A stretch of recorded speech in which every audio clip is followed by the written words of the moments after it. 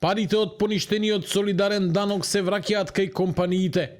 По одлуката на Уставниот суд, дека законот донесен во времето кога СДСМ беше на власт бил неуставен, владата најави исплата на околу 49 милиони евра кон 156 фирми.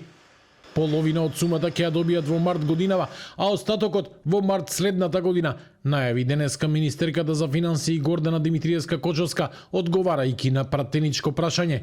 Од еден неуставен закон кој што го донесе, си собраа пари, ги испотрошија парите, ние денес ги враќаме и како што кажав, првите 25 милиони евра ќе бидат вратени во месец март 2026 година. Од Министерството велат дека моделот е договорен со стопанските комори и компаниите.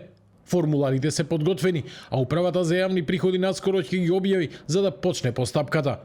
Март е избран затоа што тогаш фирмите поднесуваат завршни сметки и плаќаат данок на добивка, па ќе можат полесно да ги пребијат обврските. Министерката притоа замоли да не се шпекулира дека буџетот е во банкрот, оценувајќи дека таквите тврдења се неточни.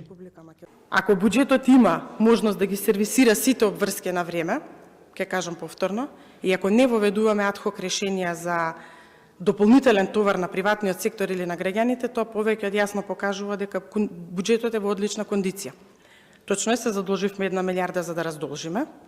Исто така уште 300 милиони евра ќе позајмеме од странство повторно за да се раздолжиме, затоа што долгот кој што треба оваа година да го вратиме, многу транспарентно секогаш го кажувавме 2 милиарди.